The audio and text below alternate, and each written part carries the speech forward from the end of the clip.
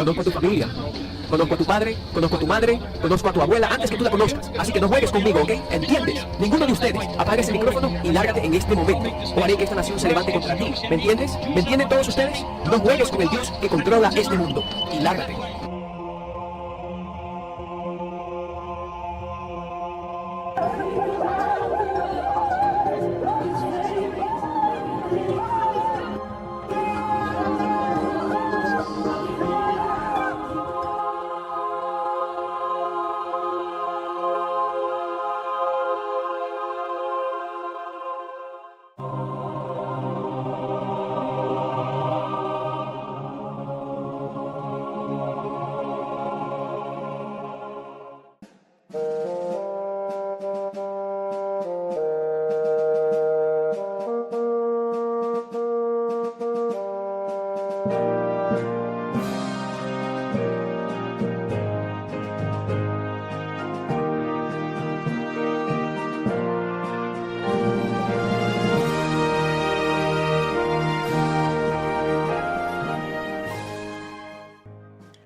Hola a todos mis hermanos, Dios los bendiga.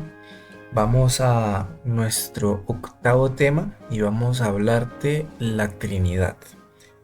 ¿Cómo lo vamos a hacer? Vamos a ver 5 puntos. Dios como un solo ser, Dios como pluralidad, el concepto de la unidad de la Biblia, cómo es que varios pueden llegar a ser uno, cómo es que la Biblia muestra que el Espíritu Santo tiene una personalidad y qué dice Elena de White respecto a la Trinidad. Eso es lo que vamos a ver en el día de hoy. Comencemos. Dios como un solo ser. Vamos a leer solamente la Biblia. No voy a comentar mucho. Posiblemente comentaré un poco cuando ya leamos los textos de la hermana White. Pero nos vamos a enfocar mucho y principalmente es en leer lo que dice la Biblia. Oye Israel, Jehová nuestro Dios, Jehová uno es. Deuteronomio capítulo 6 versículo 4. A ti te fue mostrado para que supieses que Jehová es Dios y no hay otro fuera de él. Aprende pues hoy y reflexiona en tu corazón que Jehová es Dios arriba en el cielo y abajo en la tierra, y no hay otro. Hay muchos textos en donde se nos explica y se nos muestra a Dios como un solo ser. Dios es uno. Pero la Biblia también va más allá. Además de mostrarnos a Dios como uno solo, también nos lo muestra como varios. Juan capítulo 10 versículo 30. Yo y el Padre uno somos. Jesús habla desde la tierra y dice que Él y el Padre, dos personas, son uno solo. Juan 14 del 10 al 11. ¿No crees que yo soy en el Padre y el Padre en mí? Las palabras que yo os hablo no las hablo por mi propia cuenta, sino que el Padre que mora en mí, Él hace las obras. Creedme que yo soy en el Padre y el Padre en mí. De otra manera, creedme por las mismas obras. Nuevamente Jesús vuelve y dice lo mismo. Él y el Padre son uno solo, dos que son uno. Vemos pues de que la Biblia comienza a mostrar de que aquel único Dios está compuesto por varias personas. En este caso, dos. Génesis 1:26. Entonces dijo Dios, hagamos al hombre a nuestra imagen y conforme a nuestra semejanza. Un solo Dios que dice hagamos, como si hablara con otro ser, con el cual va a cooperar durante la creación. Génesis 11 del 6 al 7. Y dijo Jehová, he aquí el pueblo es uno y todos tienen un solo lenguaje. Y han comenzado la obra y nada les hará desistir ahora que lo han empezado a hacer. Estamos hablando de la Torre de Babel. Ahora pues descendamos y confundamos. Nuevamente, un solo Jehová que habla en plural. Descendamos, confundamos. Y vimos la clase pasada. ¿Quién fue aquel que concedió el don de lenguas? ¿Quién es aquel que permite hablar otros idiomas? Siendo el Espíritu Santo. Noten pues de que desde el Génesis se nos da pequeñas pistas de cómo aún el Espíritu Santo estaba implicado en esta obra. Génesis capítulo 3, versículo 22 y 23. Después de que el hombre peca, Jehová Dios va a decir: he aquí el hombre es como uno de nosotros, sabiendo el bien y el mal. Nuevamente un Jehová Dios que dice: ahora el hombre es como uno de nosotros. El Espíritu de Jehová el Señor está sobre mí.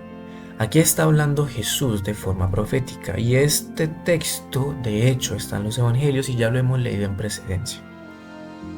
El Espíritu de Jehová el Señor está sobre mí. Aquí hay tres personas que están actuando.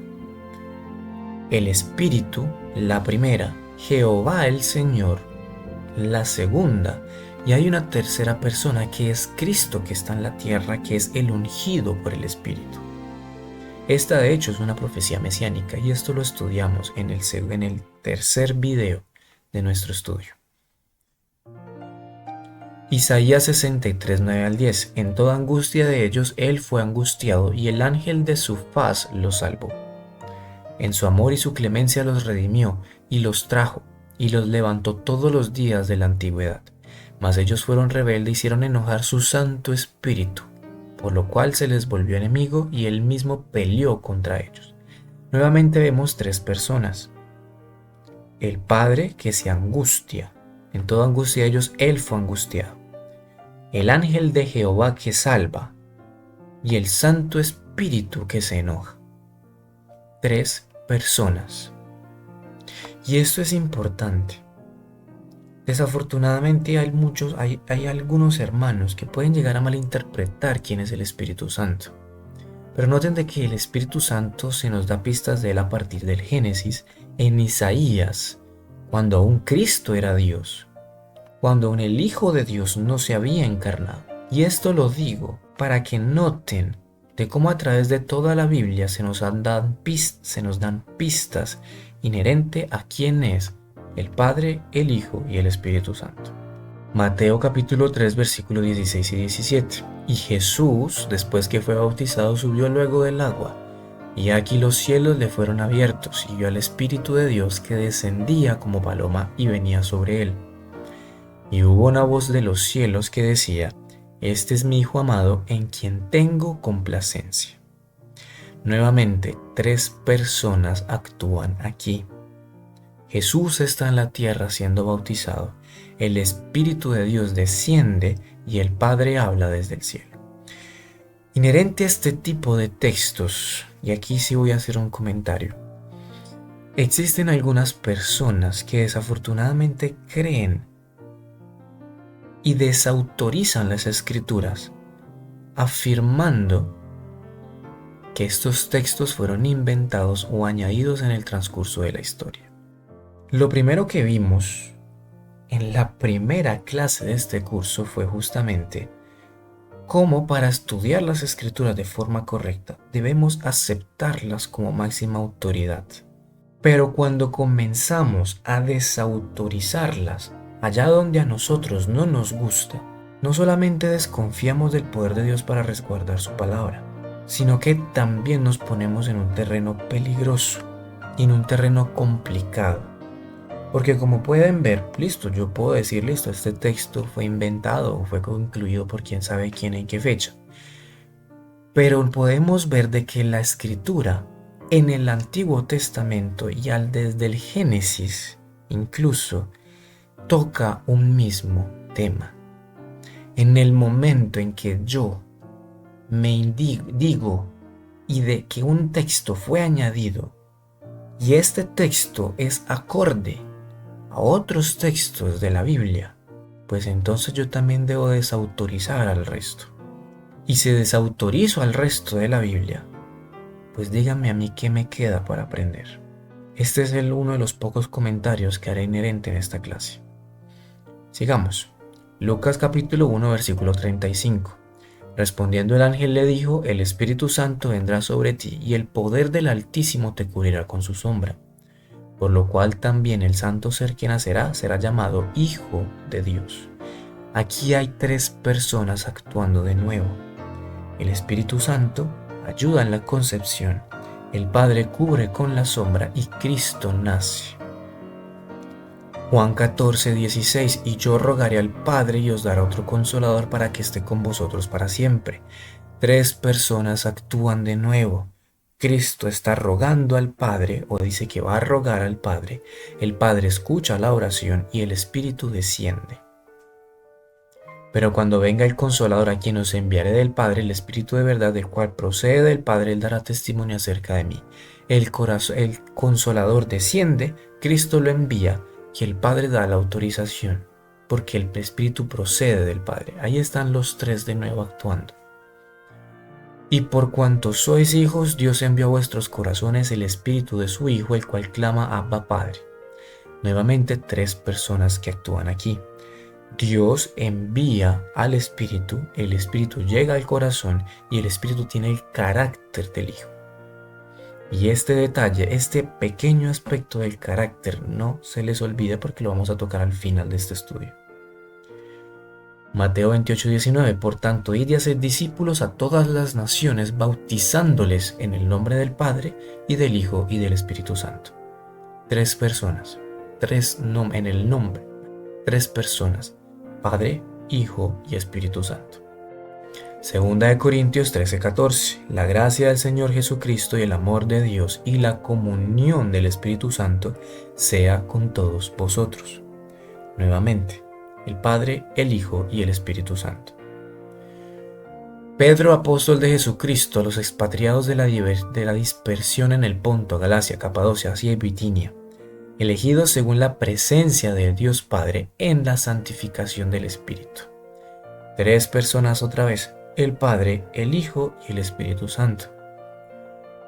Efesios 2:12-18, en aquel tiempo estabais sin Cristo, alejados de la ciudadanía de Israel y ajenos a los pactos de la promesa, sin esperanza y sin Dios en el mundo. Pero ahora en Cristo Jesús, vosotros que en otro tiempo estabais lejos, habéis sido hechos cercanos por la sangre de Cristo. Y vino y anunció las buenas nuevas de paz a vosotros que estabais lejos, a los que estaban cerca. Porque por medio de él, los unos y los otros tenemos entrada por un mismo espíritu al Padre. 3 personas de nuevo. Cristo redime, el Espíritu Santo nos lleva al Padre y el Padre nos recibe. Y de hecho, este tema lo vimos en el video anterior, inherente al Consolador y a lo que hace el Consolador. En el principio era el Verbo y el Verbo era con Dios y el Verbo era Dios. Este era en el principio con Dios, todas las cosas por él fueron hechas y sin él nada de lo que ha sido hecho fue hecho. Este hace parte del tema de la naturaleza de Cristo. Es el 4º tema de este estudio y vimos de que el Hijo era uno con el Padre desde la eternidad. Nuevamente la Biblia muestra de que son más de uno. No que alguno haya visto al Padre, sino aquel que vino de Dios, este ha visto al Padre. El Hijo ve al Padre, son 2 personas por separado. No es que yo me veo a mí mismo, como muchos pueden llegar a pensar de que el Hijo es una emanación del Padre. No es que el Padre tiene un espejo en este texto y entonces él se veía a sí mismo. No, el Hijo veía al Padre y el Hijo bajó a la tierra y dio a conocer al Padre.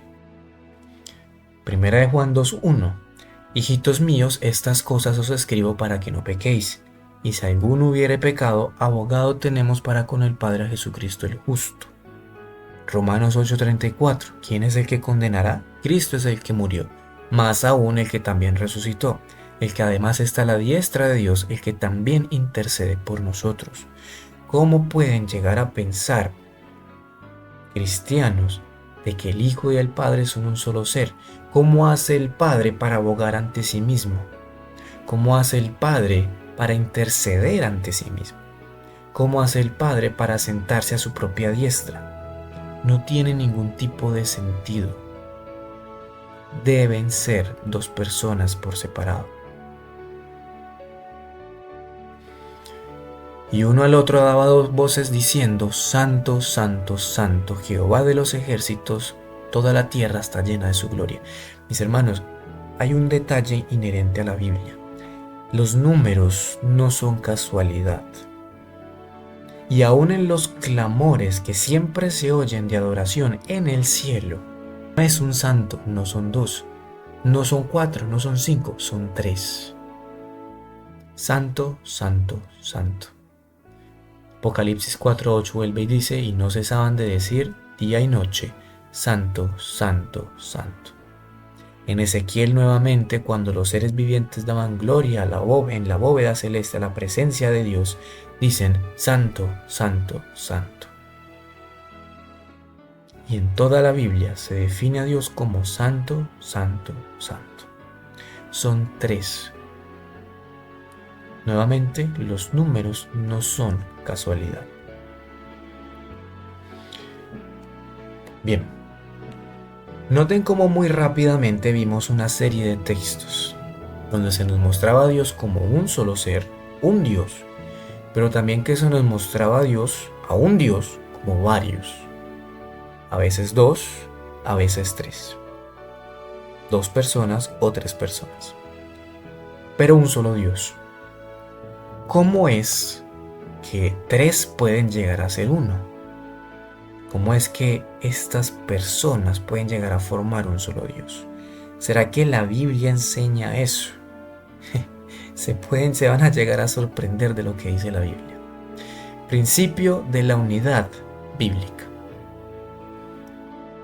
Por tanto, y vamos a ver todos los textos inherentes a la unidad porque todos están relacionados. Génesis 2:24. Por tanto, dejará el hombre a su padre y a su madre, se unirá a su mujer y serán una sola carne. Mateo 19:4-6. Él respondiendo les dijo, ¿no habéis leído que el que los hizo al principio varón y hembra los hizo? Y dijo, por esto el hombre dejará a su padre y a su madre y se unirá a su mujer y los dos serán una sola carne. Así que no son ya más 2, sino una sola carne. Por tanto, lo que Dios unió, no lo separe el hombre. ¿Cómo es que puede llegar a ser de que 2 personas puedan ser uno? Porque miren que aquí la Biblia lo está explicando. Desde el Génesis se nos dice de que el hombre y la mujer en un matrimonio son una sola carne. En Mateo Jesús vuelve y lo repite, no son 2 personas separadas, son una sola carne.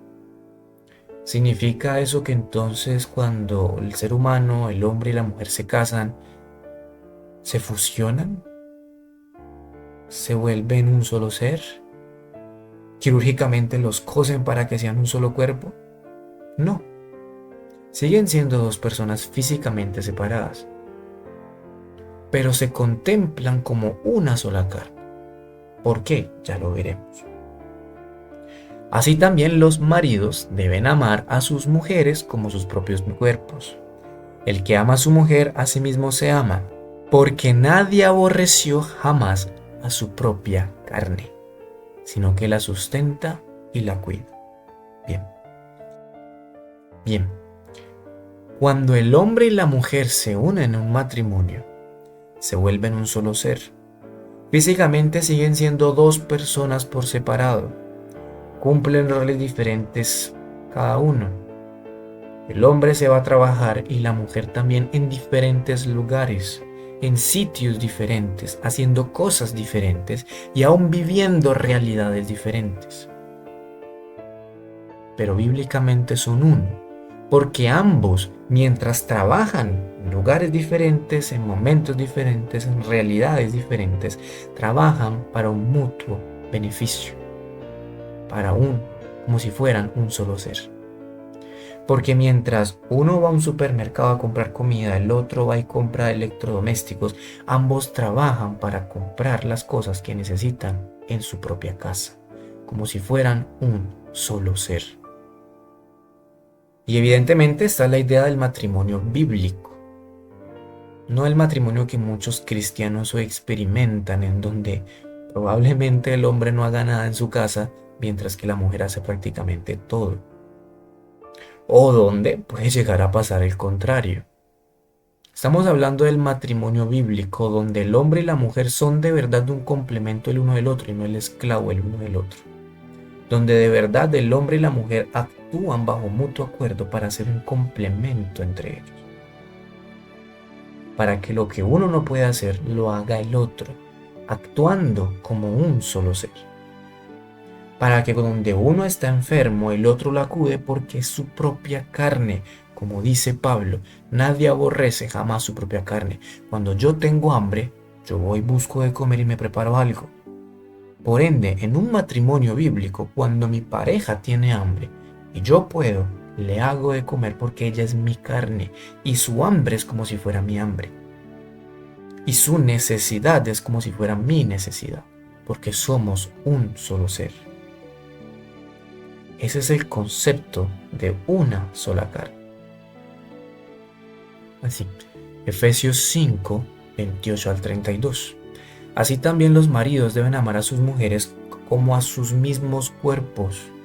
El que ama a su mujer a sí mismo se ama, porque nadie aborreció jamás su propia carne, sino que la sustenta y la cuida, como también Cristo a la iglesia. Porque somos miembros de su cuerpo, de su carne y de sus huesos. Miren que Pablo entonces hace algo. Él transfiere el principio de una sola carne al principio de un solo cuerpo en la iglesia. Es decir, ya aquí Pablo nos está diciendo que así como el marido y la mujer son una sola carne, así Cristo con su iglesia son un solo cuerpo. Porque somos miembros de un solo cuerpo, de su carne y de sus huesos. Versículo 31.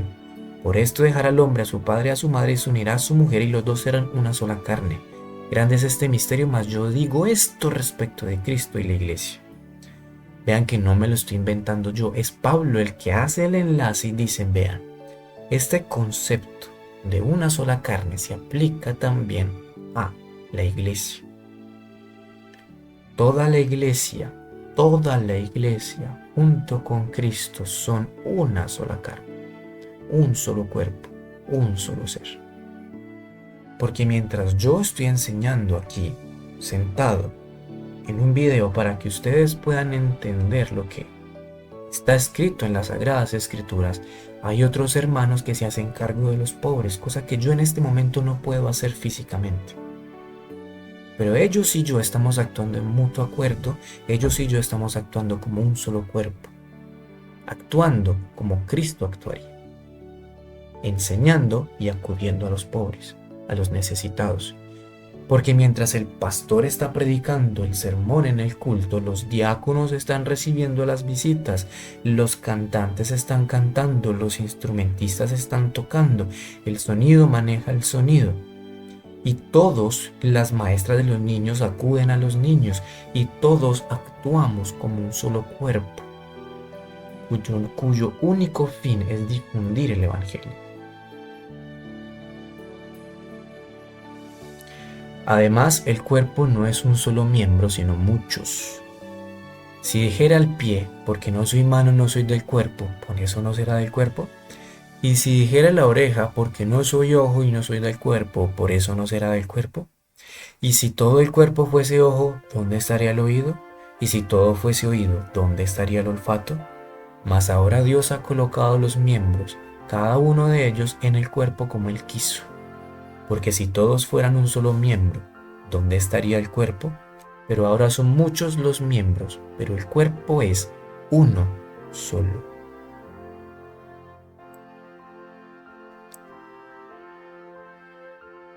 Más claro de esto la Biblia no puede ser.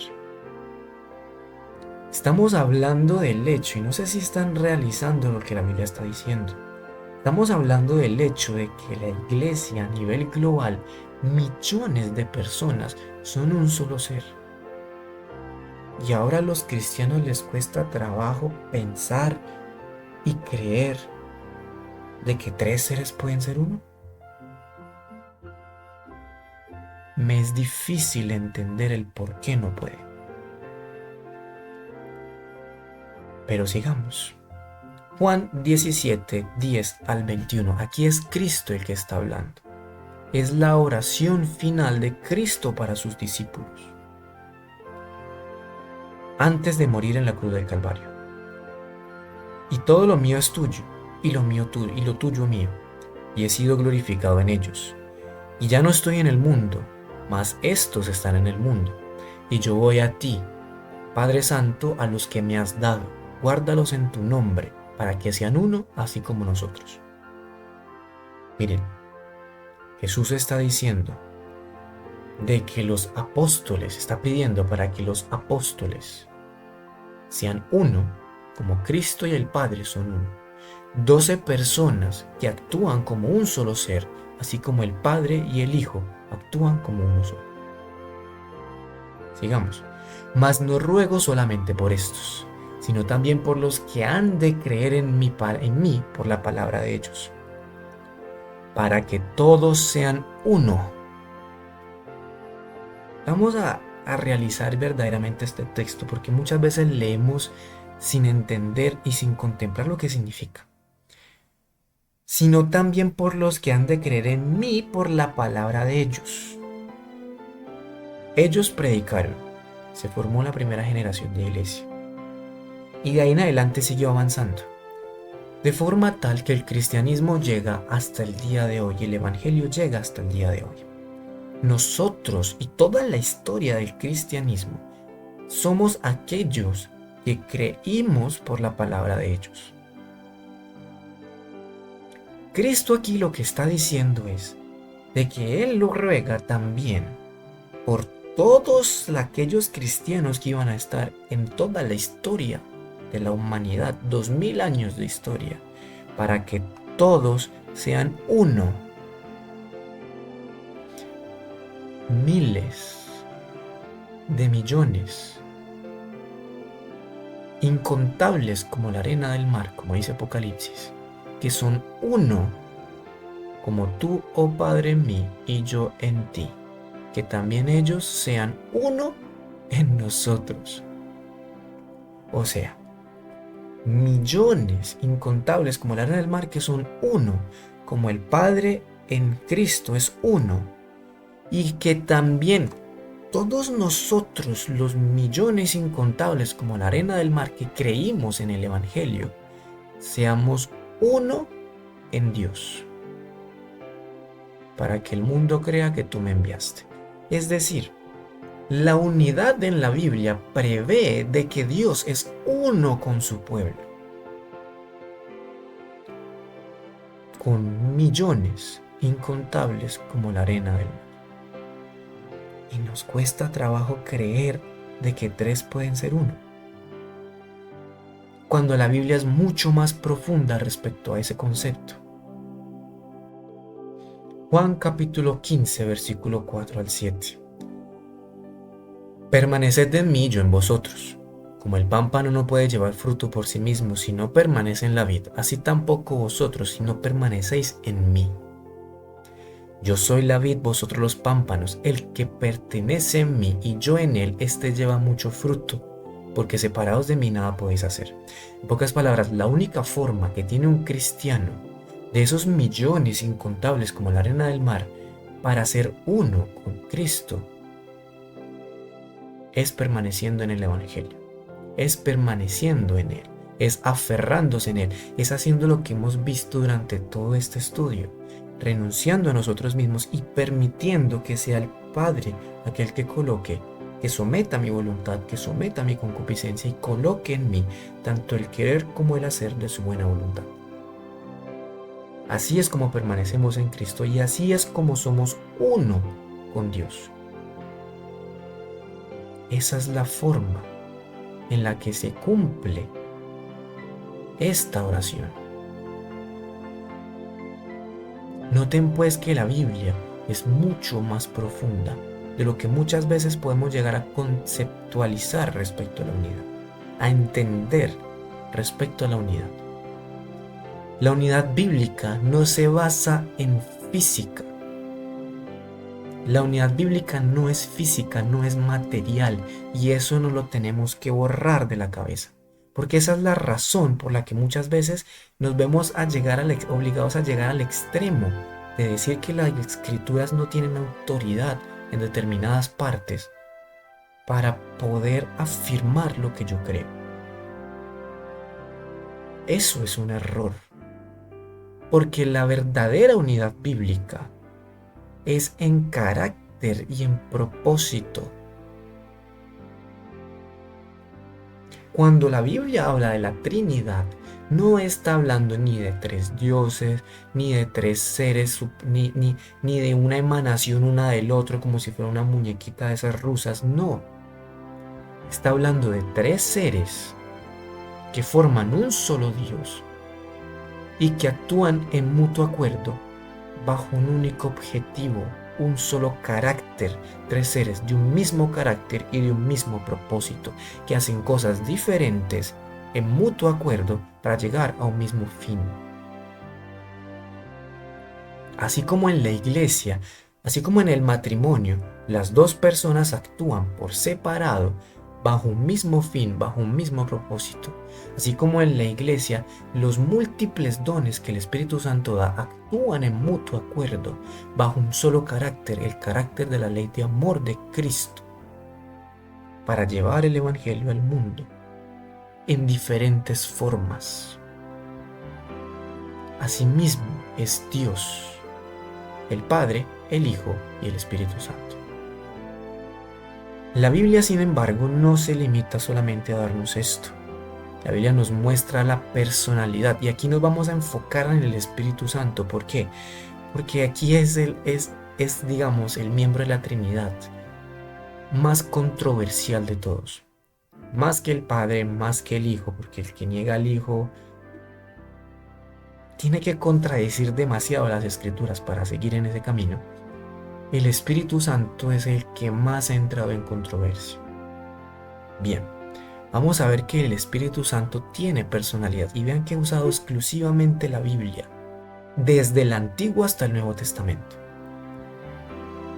Por tanto os digo, todo pecado y blasfemia será perdonado a los hombres, mas la blasfemia contra el Espíritu Santo no les será perdonada. Ya explicaremos qué será en un futuro la blasfemia contra el Espíritu Santo, pero noten de que al Espíritu se le puede blasfemar como a Dios.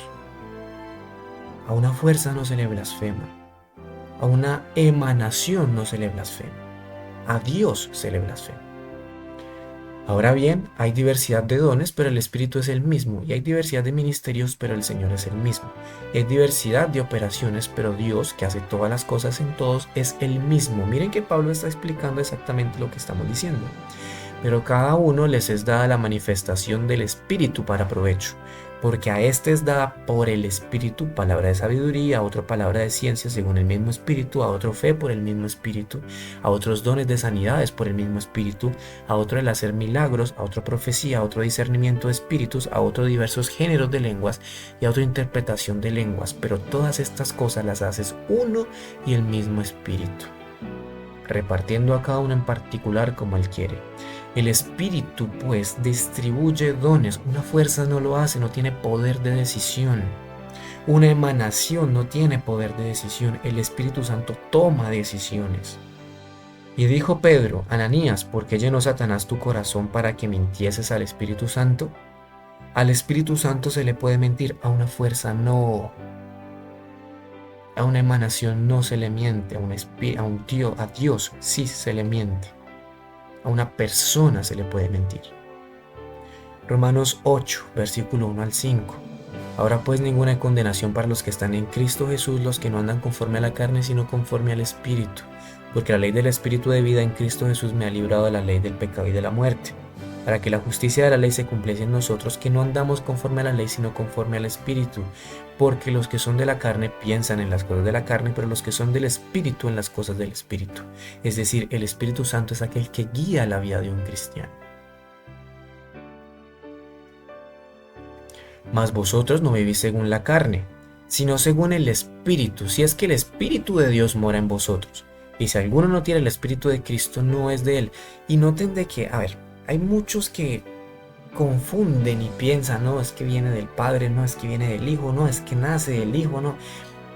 Es lo mismo, noten que Pablo aquí está hablando exactamente lo mismo.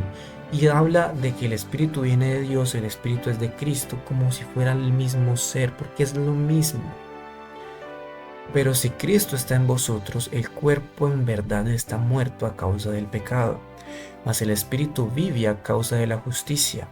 Y si el Espíritu de aquel que levantó de los muertos a Jesús mora en vosotros, el que levantó a los muertos a Cristo Jesús vivificará también vuestros cuerpos mortales por su Espíritu que mora en vosotros.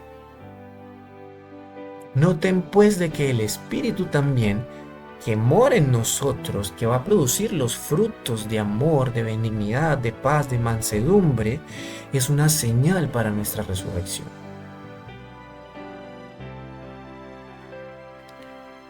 Porque si vivís conforme a la carne, moriréis, mas si por el Espíritu hacéis morir las obras de la carne, viviréis. Es el Espíritu Santo aquel que cumple la función de someter la concupiscencia para que vivamos conforme a la ley de Dios. Porque todos los que son guiados por el Espíritu de Dios, el Espíritu es el que guía. Estos son hijos de Dios. El Espíritu Santo guía a los hijos de Dios. Pues no habéis recibido el espíritu de esclavitud para estar otra vez en temor, sino que habéis recibido el espíritu de adopción por el cual clamamos Abba, Padre. Y esto lo vimos en la escuela del santuario, del sacerdocio de Cristo, perdón.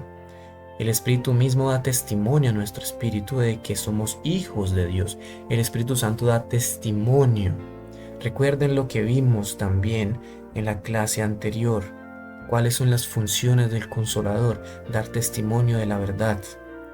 Revelar las cosas de Cristo, recordar las cosas de Cristo. Esto una simple fuerza no lo puede hacer. Una persona no es capaz, una fuerza no es capaz de consolar. Una persona sí, alguien que tenga emociones puede hacerlo.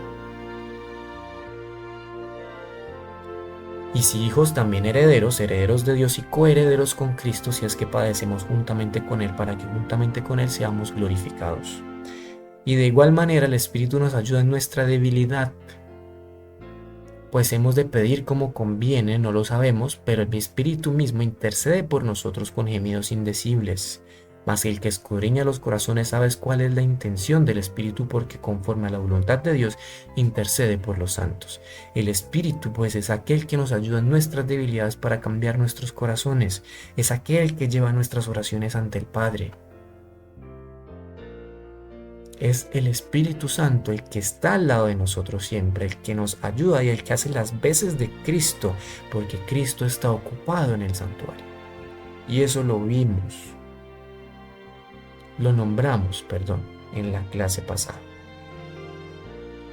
Y yo rogaré al Padre y os dará otro consolador para que esté con vosotros para siempre, el Espíritu de verdad, el cual el mundo no puede recibir porque no le ve ni le conoce, pero vosotros le conocéis porque mora con vosotros y estará con vosotros.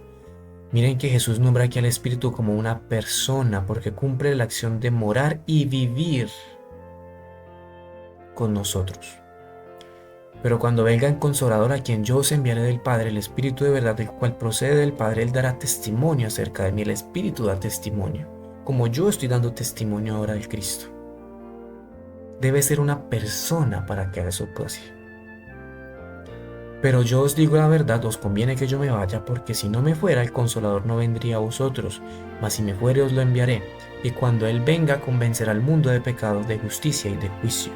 De pecado por cuanto no creen en mí, de justicia por cuanto voy al Padre y no me veréis más, y de juicio por cuanto el príncipe de este mundo ha sido ya juzgado. El Espíritu es aquel que convence al mundo de pecado, de justicia y de juicio. Aún tengo muchas cosas que deciros, pero ahora no las podéis sobrellevar. Pero cuando venga el Espíritu de verdad, Él os guiará a toda la verdad, porque no hablará por su propia cuenta, sino que hablará todo lo que oyere, y os hará saber las cosas que habrán de venir. Él me glorificará, porque tomará de lo mío y os lo hará saber. Todo lo que tiene el Padre es mío, por eso dije que tomará de lo mío y os lo hará saber. Es el Espíritu aquel que glorifica al Hijo, y nos guía hacia toda la verdad. Y noten de que aquí se muestra como los tres personas poseen todo lo mismo. Lo que tiene el Padre es mío, y Él tomará de lo de Cristo para hacérnoslo saber. Son tres iguales en autoridad.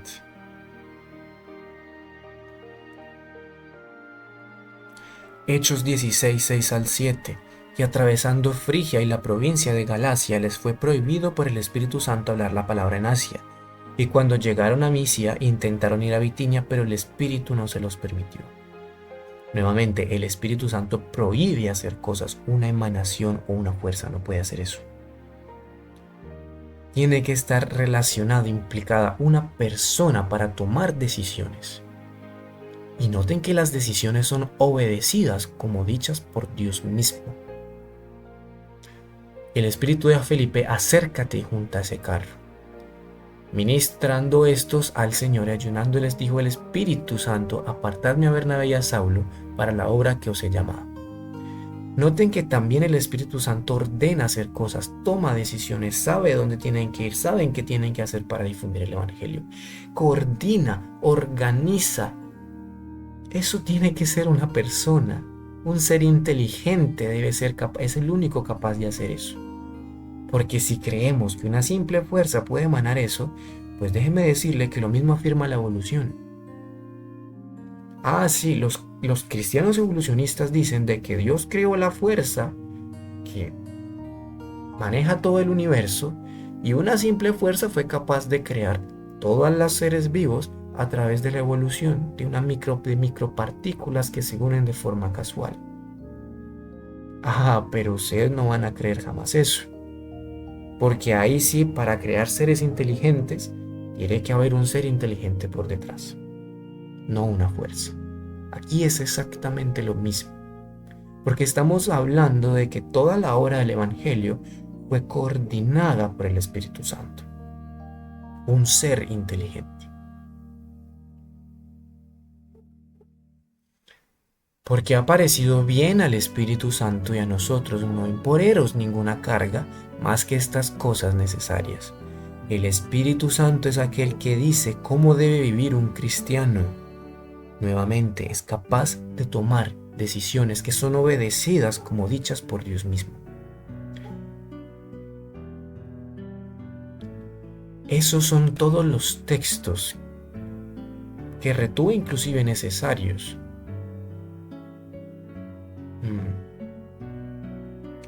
Mis hermanos, la Biblia es muy clara, inherente a cómo funciona la Trinidad y a quiénes son las personas que la componen. No obstante, o a muchos les gusta malinterpretar los textos de la hermana White, vamos a hablar también de lo que ella dice. Aquí se trae a colación la posición que ocupa Cristo en relación con su Padre, mientras que son uno en propósito y uno en mente. No obstante, son dos en personalidad. ¿Acaso no podemos aprender de esto la unidad que debe existir entre los creyentes? La hermana White creía exactamente lo mismo que estamos diciendo ahora de la Biblia.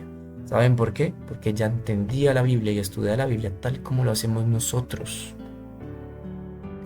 Las Escrituras indican con claridad la relación entre Dios y Cristo y manifiestan con no menos claridad la personalidad y la individualidad de cada uno de ellos.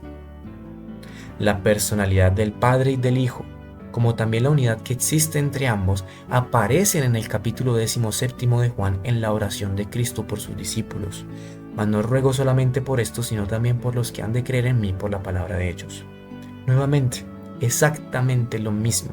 Incluso usa los mismos textos que ya hemos leído. Ahora, todos aquellos hermanos que les gusta usar la hermana White, sacándola de contexto, para decir que Dios y Cristo son un solo ser y que la Trinidad no existe y que no son separados, déjenme decirles que están leyendo muy mal. Porque todo lo que nosotros leemos de la Biblia o de la hermana White debe ser acorde con todo el contexto general de ella. Y si lo que nosotros estamos diciendo va en contra de un solo texto o de los textos más claros como este, déjenme decirle que ustedes son los que están mal. Y siento de pronto si parece que sea un poco duro, pero desafortunadamente es necesario en muchas ocasiones hablar así. Para que todos sean una cosa como tú, oh Padre, en mí y yo en ti, que también ellos sean uno en nosotros, una cosa. Para que el mundo crea que tú me enviaste. La unidad que existe entre Cristo y sus discípulos no destruye la personalidad de uno ni de otros. Son uno en propósito, en espíritu, en carácter, pero no en persona. Así es como Dios y Cristo son uno. El Evangelismo, página 446. Nuevamente, aquí hay algunos hermanos que les gusta. No vamos a ahondar en detalles, pero procuremos no desautorizar lo que los adventistas, lo que como adventistas creemos revelación inspirada. Porque si no, no estamos en nada. Y para eso, ¿para qué leemos las escrituras? ¿Para qué leemos la hermana White si la vamos a desautorizar donde no nos sirve? Hay tres personas vivientes en el trío celestial. En el nombre de estos tres grandes poderes, el Padre, el Hijo y el Espíritu Santo son bautizados los que reciben a Cristo mediante la fe. Leímos el versículo. Y estos poderes colaboran con los súbditos obedientes del cielo y en sus esfuerzos por vivir la nueva vida en Cristo. Lo vimos en Romanos capítulo 8. Mis hermanos, la Biblia y la hermana White son claras. La hermana White no se va a apartar jamás del escrito está. Y si vimos que desde el Génesis hasta el Apocalipsis está manifestada la Trinidad, la hermana White no va a decir lo contrario jamás. Cristo es el Hijo del Dios preexistente y existente por sí mismo. Al hablar de esta preexistencia, Cristo hace retroceder la mente hacia las edades sin fin. Nos asegura que nunca hubo un tiempo cuando Él no haya estado en estrecha relación con Dios, con el Dios eterno. Está hablando de Juan capítulo 1, en el principio era el Verbo, y el Verbo era con Dios y el Verbo era Dios. Aquel cuya voz los judíos escuchaban en ese momento había estado junto a Dios. Era igual a Dios, infinito y omnipotente, es el Hijo eterno y existente por sí mismo. Los eternos dignatarios celestiales, Dios, Cristo y el Espíritu Santo, armándolos a los discípulos con algo más que una mera energía mortal, avanzaron con ellos para llevar a cabo la obra y convencer de pecado al mundo. Manuscrito 145, año 1901. Y al final vamos a contar cuántos textos leímos. Y hay más, solamente que estos son los necesarios, los suficientes. Necesitamos comprender que el Espíritu Santo es una persona, así como Dios es persona, anda en estos terrenos. El Espíritu Santo es una persona porque testifica en nuestros espíritus que somos hijos de Dios. Cuando se da este testimonio lleva consigo su propia evidencia. En esas ocasiones creemos y estamos seguros de que somos los hijos de Dios. El Espíritu Santo tiene una personalidad, de lo contrario no podría dar testimonio a nuestros espíritus. Lo vimos bíblicamente y con nuestros espíritus de que somos hijos de Dios. Debe ser una persona divina, además, porque en caso contrario no podría escudriñar los secretos que están ocultos en la mente de Dios. Tomar de lo de Dios, de lo de Cristo y transferirlo a nosotros. Lo vimos bíblicamente. Porque ¿quién de los hombres sabe las cosas del hombre sino el espíritu del hombre que está en él? Así tampoco nadie conoció las cosas de Dios sino el espíritu de Dios. El príncipe del poder del mal puede ser mantenido en jaque únicamente por el poder de Dios en la tercera persona de la divinidad, el Espíritu Santo. Y aquí quiero hacer énfasis en un detalle. El evangelismo no es un libro único, o sea, sí es un libro único que toma citas de diferentes partes. Ustedes pueden ver en el video de que cada uno de los parágrafos viene de diferentes libros, de diferentes tomos, de diferentes años. Debemos cooperar con los tres poderes más elevados, el del cielo, el Padre, el Hijo y el Espíritu Santo, y estos poderes trabajarán mediante nosotros convirtiéndonos en obreros juntamente con Dios. La Review and Herald. Cristo no está ahora con nosotros en persona, pero por medio de la agencia del Espíritu Santo está presente para impartir su poder y gracia y gran salvación. Y esto es lo que yo les decía en la clase pasada. Cristo, si bien es cierto, es Dios, es también un ser humano y como ser humano tiene limitaciones. Aquí en la tierra no todo el mundo pudo estar con Cristo. ¿Por qué? Porque Cristo era un ser humano, si bien también era divino. Después de su resurrección, Él no se manifestó a todos. Él no está en todas partes, en todo lugar, porque Él también tiene la naturaleza humana. Él es carne y hueso, tiene límites. Es Dios. Pero en el momento en que por amor a nosotros asume la naturaleza humana, se autolimita, porque también es hombre. Y eso hace parte del sacrificio que Cristo hizo. Pero el Espíritu Santo no es hombre, no es un humano. El Espíritu Santo sigue siendo Dios y solamente Dios. No tiene limitaciones de espacio, no es de carne y hueso. Y es a través del Espíritu Santo como Cristo puede estar en todas partes. Cuando el pueblo de Dios escudriñe las Escrituras con el deseo de conocer lo que es verdad, Jesús está presente en la persona de su representante, el Espíritu Santo. Cuando nosotros leemos las Escrituras o leemos los textos de la hermana White para decir de que el Espíritu Santo es quien sabe qué cosa, menos el representante de Cristo, menos parte de la divinidad, no estamos leyendo con el deseo de conocer la verdad. Así de simple. No son mis palabras, son las palabras del profeta de Dios, reviviendo los corazones de los que son humildes y contritos. Porque cuando, y esto lo vimos en la primera clase, cuando leemos las Escrituras para imponer lo que yo quiero, estoy abandonando el principio de la humildad que yo debo seguir para leer la Biblia. No es esencial para nosotros ser capaces de definir con precisión qué es el Espíritu Santo. Cristo nos dice que el Espíritu es el Consolador, el Espíritu de verdad del cual procede el Padre. Se asevera claramente tocante al Espíritu Santo que en su obra de guiar a los hombres a toda la verdad no hablará de sí mismo. La naturaleza no hablará de sí mismo. Si él fuera una emanación del Padre, hablaría de sí mismo, mas no habla de sí mismo porque es otra persona aparte. Así como el Padre da testimonio del Hijo y el Hijo da testimonio del Padre, el Espíritu Santo da testimonio de ambos. La naturaleza del Espíritu Santo es un misterio. Los hombres no pueden explicarla porque el Señor no se las ha revelado. Los hombres que tienen conceptos caprichosos pueden reunir pasajes de las Escrituras y darles interpretación humana, y esto es lo que hacen los que niegan la Trinidad. Pero la aceptación de esos conceptos no fortalecerá la iglesia, y esa es la razón por la que muchos de ellos deben salirse de la iglesia para fundar sus propios movimientos, porque sus creencias erróneas no fortalecen a la iglesia, la separan, porque van en contra de la Escritura. En cuanto a estos misterios que son demasiado profundos para el entendimiento humano, el silencio es oro. Y ahí es donde llega nuevamente el principio del conceptos del silencio, argumentos del silencio. Yo no me invento las cosas, yo no hablo de lo que la Biblia no dice, ni contradigo lo que la Biblia afirma, ni desautorizo las Escrituras. Para hacer eso es mejor quedarme callado. El oficio del Espíritu Santo se especifica claramente en las palabras de Cristo.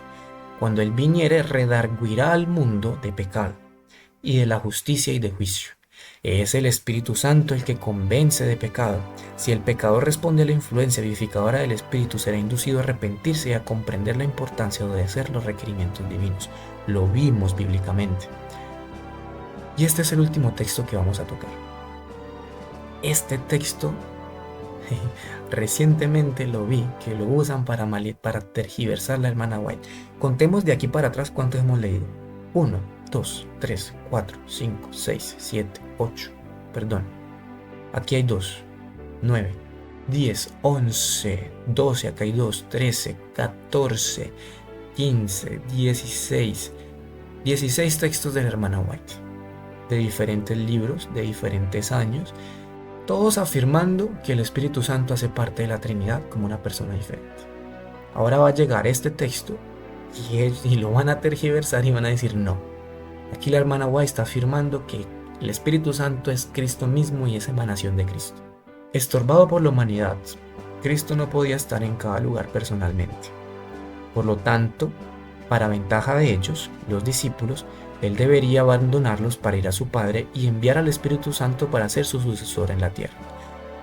Esto es lo que les acabé de decir y que les dije en la clase pasada.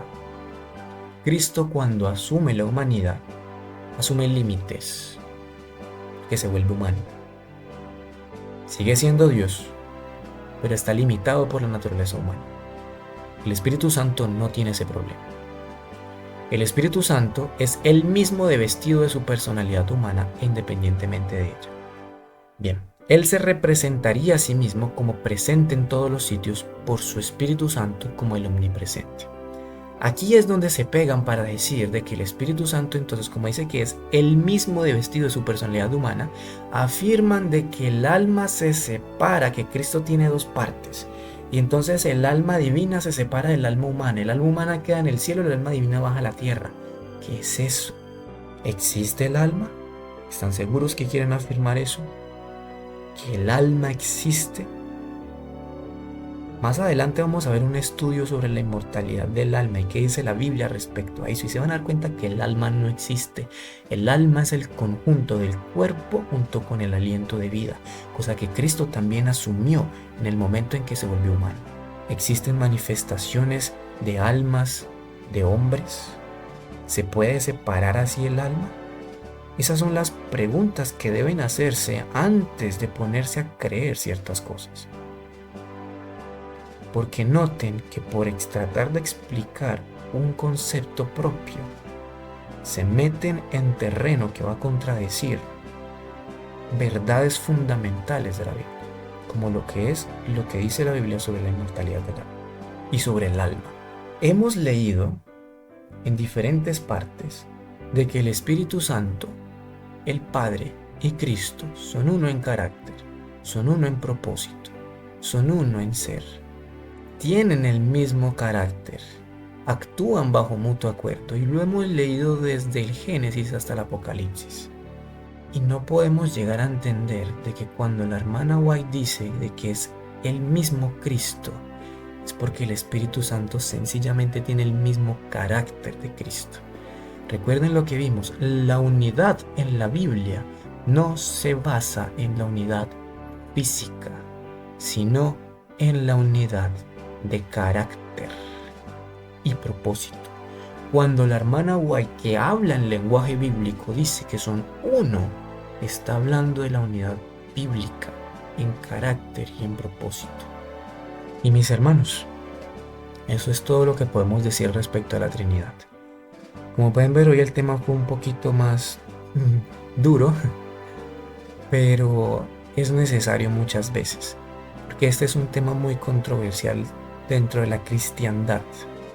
Porque no hablo solamente de la iglesia adventista, dentro de la cristiandad creo que puede llegar a ser un tema muy controversial. Y en temas tan controversiales es necesario hablar con autoridad. Como pueden ver, no nos apartamos ni un punto ni una coma, ni de lo escrito está bíblico, ni de lo escrito está de la hermana White. Por el contrario, los comentarios que hice fue como más para ponerlos en contexto respecto a lo que pueden llegar a escuchar inherente a esta creencia. Y eso es todo, mis hermanos. No se pierdan las clases que siguen.